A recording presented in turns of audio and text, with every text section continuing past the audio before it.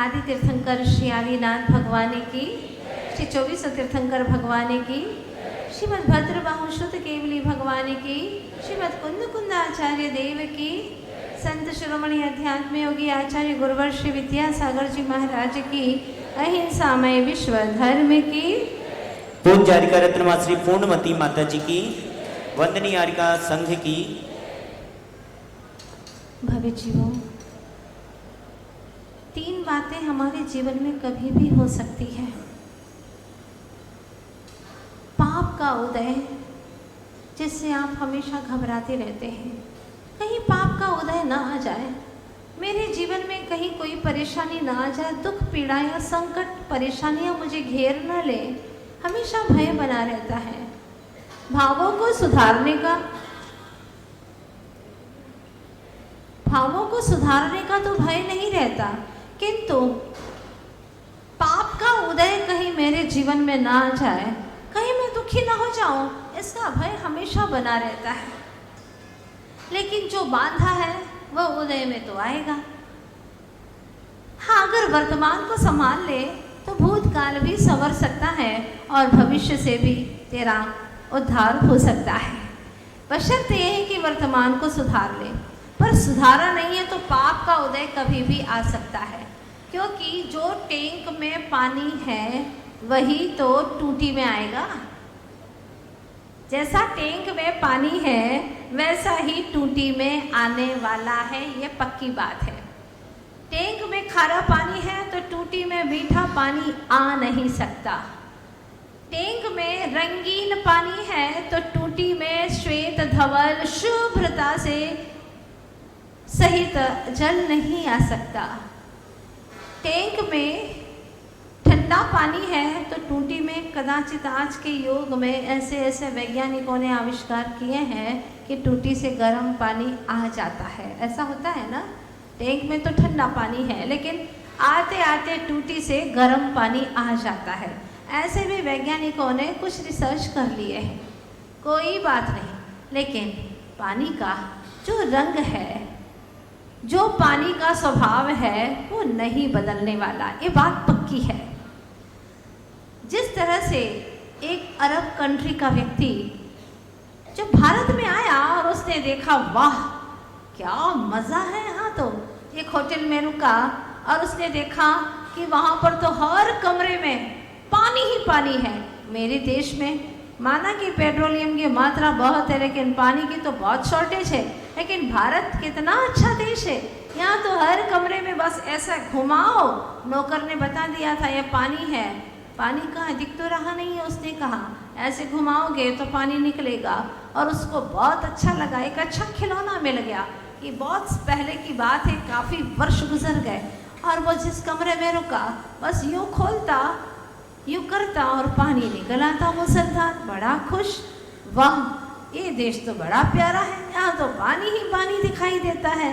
मेरे देश में तो ये चीज़ है ही नहीं, पर ये पानी आ रहा है यहाँ से। वो आया था सिर्फ 2 दिन के लिए, लेकिन 20 दिन रुक जाता है पानी की वजह से। 20 दिन रुका, बड़ा अच्छा लगा, लेकिन आखिर परदेश तो परदेश ही है ना। हाँ, जब तक स्वदेश न जाओ तब तक सुख शांति कहाँ है। आप लोगों को चाहे कितनी ही सुख सुविधा मिले, किसी भी होटल में रुक जाओ, बाहर जा कर के आपके घर से भी ज़्यादा सुख सुविधा हो, लेकिन वहाँ कितने दिन रुकोगे? आखिर तो घर की ही याद आती है ना, भैया अपना घर ही भला है, घर में ही अच्छा लगता है। परदेश तो परदेश ही है, कब तक रहेगा? परदेश में वो सुख शांति भी नहीं मिलती, भले ही तत्काल अच्छा लगता हो। यही तो हमारे आचार्य भगवान कहते हैं, चेतन कब स्वदेश जाएगा, कब स्वराज्य को पाएगा? जब तू स्वतंत्र होगा, कर्मों से मुक्त होगा, तभी अपने स्वदेश पहुंच पाएगा, वरना पराधीन होकर के, परतंत्र होकर के संसार में भटकता रहेगा।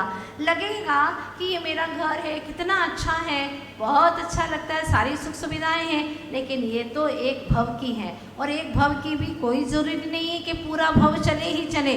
पाप का धमाका आ गया तो सारी सुविधाएं खत्म हो जाएगी। कदाचित सुविधा मिले भी पर सुख नहीं मिलेगा, क्योंकि चारों तरफ सुविधाएं हैं, लेकिन शरीर में ऐसा रोग घिर गया, इतनी वेदना है शरीर में कि हर पल हजारों बिच्छू डंक मारे, इतनी वेदना हो रही है। अब बाहर में कूलर है और नौकर हवा कर रहे हैं, औषधि लेकर के तैयार खड़े हैं, पैर दबाने के लिए आतुर हैं, सारी सुविधाएं हैं, लेकिन जो कर्म का दर्द है, असाता कर्म का दर्द है, उसे कौन ले सकता है? कोई नहीं ले सकता। माँ आंसू बिसारती रहती है, बेटा तेरा दुख मुझे दे दे, मैं तेरा दुख सहन नहीं कर सकती। वो कह सकती है लेकिन दुख ले नहीं सकती। क्या सत्य है? खुद का बांधा असाता कर्म खुद भोगो। क्या करे उस वक्त में? अगर तुमने ज्ञानाभ्यास किया है, तत्व ज्ञान किया है, भेद ज्ञान है तुम्हारे अंदर, तो उन दुख के क्षणों में भी तुम अपने आप में अंतर सुखी हो जाओगे, जब अंतर्मुखी हो जाओगे और जब आपके भीतर से गूंज उठेगी, असाता कर्म जब सताने लगे, सही रूप अपना दिखाने लगे, तब तुम स्वयं में समाना जिया, सुख शांति दाता ये चेतन ही है तुम्हारे लिए, तुम्हारे लिए। तुम ही अपने आप को सुखी कर सकते हो कि देखो चेतन, ये तुमने पूर्व में बांधा था, ये असाता का उदय अब आया है, इसको तुम्हें शांति से भोगना होगा। अरे 1 मिनट पहले तो इतने अच्छे से हंस रहा था और 1 मिनट के बाद में क्या हो गया? पूरा शरीर शिथिल हो गया, आंखें खुल नहीं रही है, हाथ पैर जकड़ गए हैं, क्या हो गया ये? आचार्य समझाते हैं, यही तो है कर्म का रहस्य, जिसे तू जान नहीं सकता। सावधान तो रह सकता है ना? हर समय वर्तमान में सावधानी बरत, परिणामों में गाफिल मत हो। क्यों? पूर्व की है तुम्हारी कमाई, जिस फल में तुमने ये स्थिति पाई। पूर्व की है तुम्हारी कमाई, जिस फल में तुमने ये स्थिति पाई। अब सोचने से क्या दुख दूर होगा, ये दुख तो तुम्हारा बना ही रहेगा सदा के लिए, सदा के लिए। असाता कर्म जब सताने लगे, सही रूप अपना दिखाने लगे, तब तुम स्वयं में समाना जिया, सुख शांति दाता ये आत्म ही है तुम्हारे लिए, तुम्हारे लिए। हे चेतन, तूने इन दिनों में जो आगम का अभ्यास किया है, भेद ज्ञान का अभ्यास किया है, वही अंत क्षणों में तेरे काम में आने वाला है।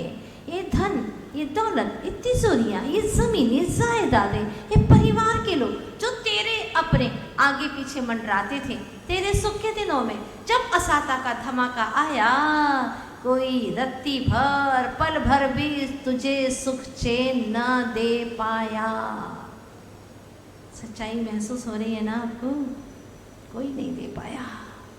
जिसे अपना तो कहता, पराए हैं सब। सुख में साथी तेरे आके हंसते तो है, दुख में कोई तुझे साथ देते नहीं। फूल खिलते हुए माली हंसता तो है, दुख में फूल खिलते हुए माली हंसता तो है, फूल गिरते हुए देख रोता नहीं। सुख में साथी तेरे आके हंसते तो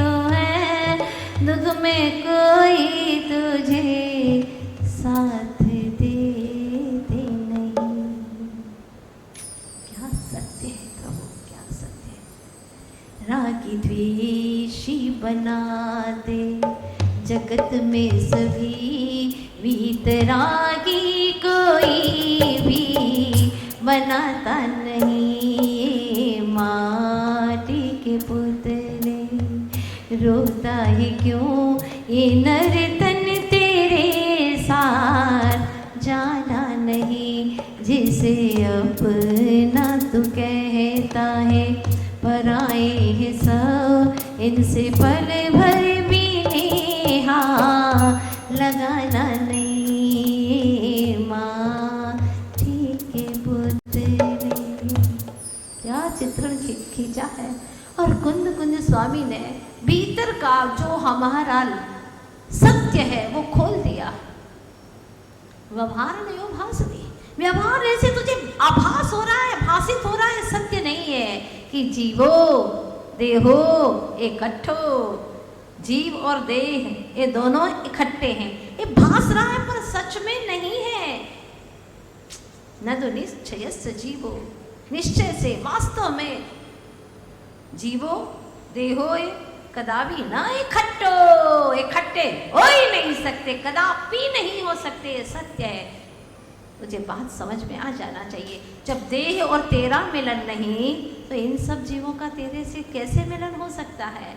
जब देह का तेरे साथ में संबंध नहीं तो और जीवों का तेरे साथ में संबंध कैसे हो सकता है। भ्रम को तोड़ चेतन, भ्रम को तोड़, निज ब्रह्म को भज, दृष्टिपात करनी जो ब्रह्म की ओर, ये ही सत्य है, सत्य है। पर क्या करे, वह असत्य में खो रहा है, अपने आप को भ्रमित कर रहा है। कौन? वो अरब कंट्री वाला, याद है ना आप लोगों को। हाँ, वो सोचता है वाह क्या मज़ा है यहाँ पर, 2 दिन के लिए आया, 20 दिन रुक गया, लेकिन आखिर कब तक रुकेगा। जाना तो अपने ही देश है ना, यहाँ परदेश में कब तक रुक सकते हैं। आखिर जाने की तैयारी हुई और उसने सोचा जा तो रहा हूँ, कोई देख भी नहीं रहा है। उसने रूम बंद किया और धीरे से उसको टूटी को खोलना शुरू किया। टूटी खोला, बड़ी मुश्किल से, बहुत टाइट थी, उसको कस करके खोला और धीरे से टूटी को अपने बैग में रख दिया। बड़ा खुश था, बहुत खुश था, इतना खुश था आज कि अब मैं देखो अरब कंट्री में जा करके ऐसे पानी की फुहारे छोड़ूंगा, लोग देखते रह जाएंगे। चमत्कार, मेरा चमत्कार, हाँ ऐसा चमत्कार दिखाऊंगा मैं।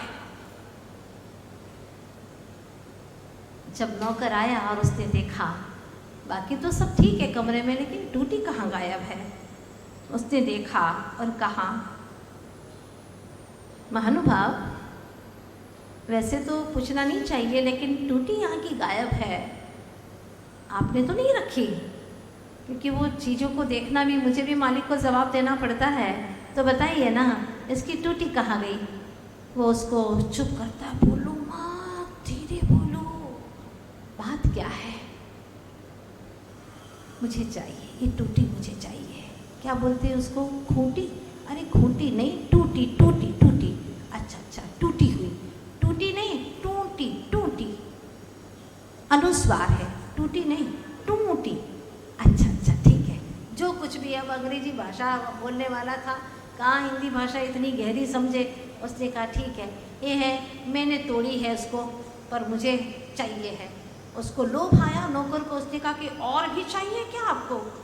अगर मिल जाए तो बहुत खुश नसीब रहूँगा मैं। आप कितनी दे सकते हैं? बोले मैं तो दे सकता हूँ, 1 डज़न पूरी चाहिए मुझे। नौकर बड़ा खुश, अच्छी कमाई हो गई, सुप्रभात बढ़िया हो गया, 4 गुना पैसा मिल गया उसको, 1-1 टूटी का। बड़ा खुश था आज, अच्छा एक महानुभाव मिल गया। प्रातः काल से बोनी बहुत अच्छी हो गई और पैसा ही पैसा मेरे पास में। बहुत खुश था और शीघ्रता से 1 डज़न पूरी टूटी ला करके उसको दे दी। उसने अपने बैग में भरी और वहाँ से रवाना हुआ। बड़ा खुश था, उसकी खुशी का कोई ठिकाना नहीं था। और उसने अब वह अपने देश जा रहा था, खुशियाँ समा नहीं रही थी। रास्ते में ट्रेन में था, जब ट्रेन में था फिर तो फ्लाइट पकड़ना ही थी उसे, लेकिन जब ट्रेन में था तो उसने सोचा कि एक आध बार देखो तो सही, कितना अच्छा पानी निकलता था इससे। बहुत अच्छा पानी निकलता था। एक बार मैं देखूँ तो सही उसको। उसने अपना सूटकेस खोला और उसमें से टूटियाँ निकाली और एक टूटी को निकाल करके हाथ से इतनी खुशियों से वो घुमाने लगा, लेकिन पानी तो निकला ही नहीं, पानी नहीं निकला। खूब घुमाया, कई बार घुमाया, टेंशन में आ गया, सोचा कि शायद इसमें कुछ गड़बड़ हो, तो बाकी की टूटी को निकाला उसने, एक एक टूटी को घुमाया, बार बार घुमाता रहा, लेकिन एक बूंद पानी नहीं निकला। और उसने भारतीयों को गाली देना शुरू कर दी। भारतीय बैठे हुए थे ट्रेन में पास में, उन्होंने कहा, ए मिस्टर, ये क्या बात है, भारतीयों को गाली दे रहे हो? तो उसने कहा, भारतीय धोखेबाज है, बहुत धोखा है, हमारे साथ में धोखा किया उनने। कैसा धोखा हुआ? उसने कहा, यही टूटी वो पुरानी वाली में लेकर के आया हूँ, बाकी की और भी 12 लेकर के आया हूँ। ये पुरानी टूटी, माना कि नई वाली गड़बड़ हो सकती है, लेकिन जिससे मैंने स्वयं प्रैक्टिकल किया था, उसको यूँ घुमाया था, उसमें पानी, मूसलाधार पानी निकला था, इसीलिए मैं लेकर के आया हूँ। लेकिन यहाँ पर एक बूंद पानी भी नहीं निकल रहा है, एक बूंद भी नहीं, वहाँ मूसलाधार निकल रहा था। धोखेबाज, धोखेबाज। सारे भारतीय इकट्ठे हो गए, ट्रेन के डिब्बे वाले। उन्होंने कहा, भाई साहब, भारतीयों को गाली नहीं दे सकते आप। हाँ, हम सब भारतीय हैं, हम धोखेबाज नहीं है। मूर्ख हो तुम, मूढ़ बुद्धि हो, जड़ बुद्धि हो तुम, मूर्ख तो तुम हो। अरे तुम्हें इतनी अक्ल होना चाहिए कि क्या टूटी में कभी पानी निकलता है? हाँ निकलता है, मैंने देखा है, मैंने प्रैक्टिकल किया है, टूटी में पानी निकलता है। अच्छा ठीक है, तुम भी कदाचित सच कह रहे हो, लेकिन टूटी में पानी कब निकलता है? जब टैंक में होता है। टैंक से पानी आता है, आपको ज्ञान नहीं है। कहाँ के हो? अरब कंट्री का हो, इसलिए तुम्हारे लिए इसका अनुभव नहीं है। सुन लो, ये पानी टैंक में रहता है, वहाँ से पूरी पाइपलाइन लगी रहती है, पाइपलाइन के माध्यम से ये टूटी में आता है। टैंक में पानी है इसीलिए टूटी में आता है। अगर टैंक में पानी न होता तो टूटी से पानी आने वाला नहीं था। अब उसको धीरे धीरे पूरा ग्राफ बना करके समझाया गया, उसके दिमाग में बिठाया गया, उसको बात समझ में आ गई। आपसे पूछना चाहती हूँ, वो आदमी मूर्ख था ना, जो विदेशी था, मूर्ख था? नहीं तो टूटियाँ खरीद करके लाता क्या? आप कभी ऐसा करोगे? बोलो गुजरात वासियों, कभी करोगे तुम ऐसा?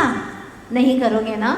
नहीं, तुम तो बहुत समझदार हो, सब लोग देखो चेहरे से, हम बड़े बुद्धिमान हैं, हम थोड़ी ना टूटियाँ खरीदेंगे। अरे उसने तो 12-13 ही टूटी खरीदी थी, तुम्हारे घर में तो टूटियाँ ही टूटियाँ, तुम्हारी चेतना में टूटियाँ ही टूटियाँ, भ्रम की टूटियाँ भरी पड़ी है, जहाँ से सुख की एक बूंद नहीं झरती। ऐसे सारे सुख सुविधाओं के साधन जुटा दिए तुमने, इससे सुख मिलेगा, इससे सुख मिलेगा, इससे सुख मिलेगा, इससे भी सुख मिलेगा, लेकिन कहीं से सुख की एक बूंद भी नहीं है। कोरा भ्रम है, सिर्फ भ्रम ही भ्रम है।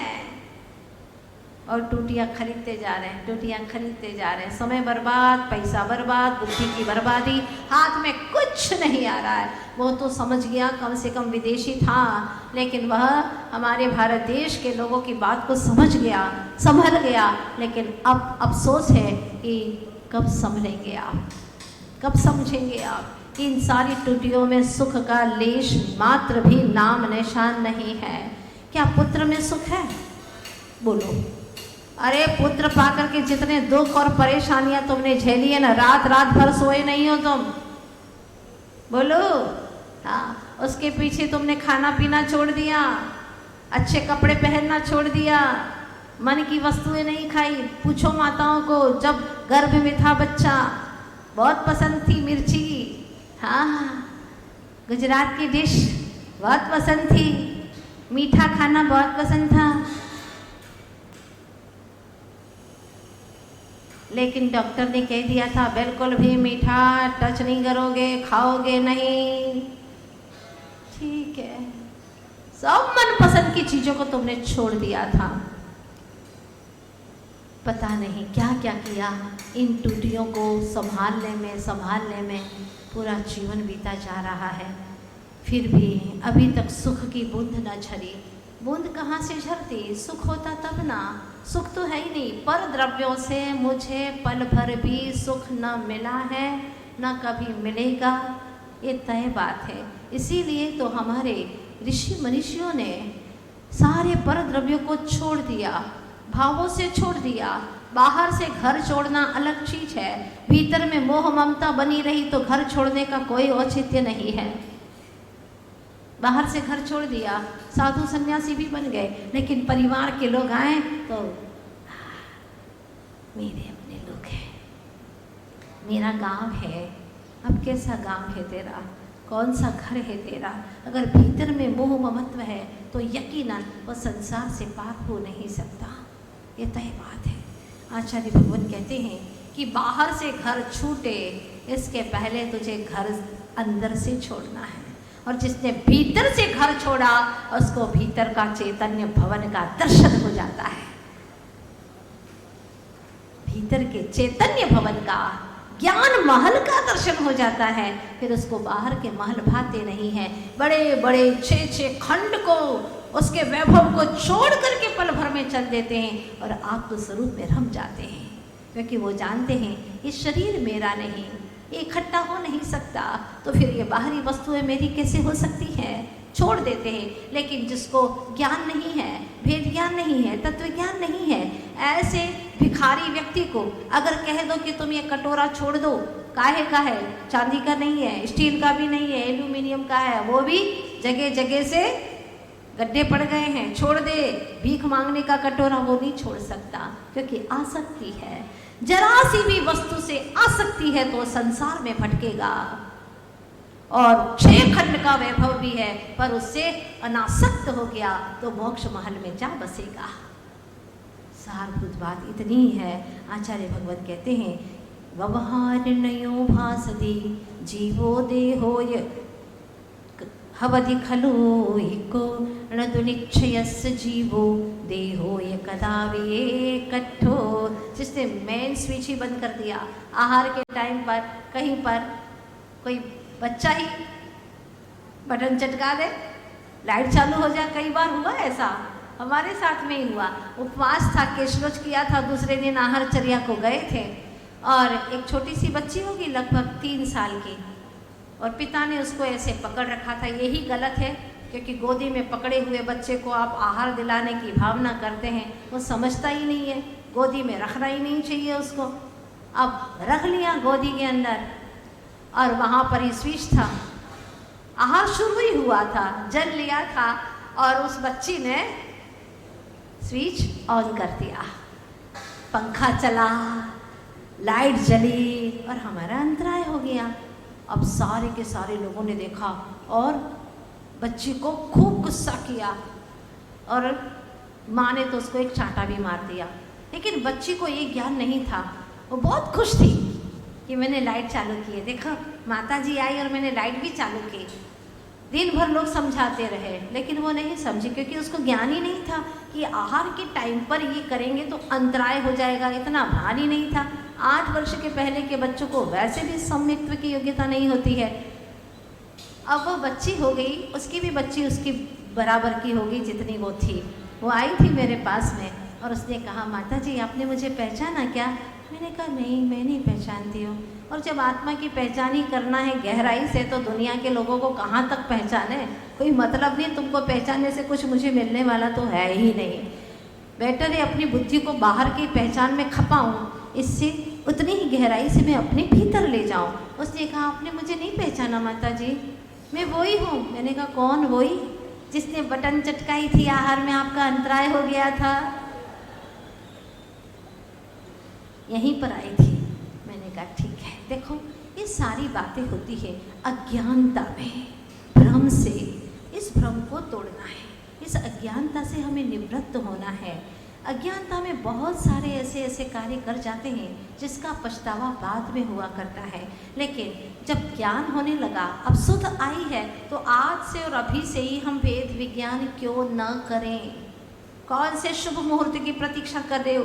ये बेईमान मन हमेशा अच्छे काम को कल के लिए छोड़ देगा।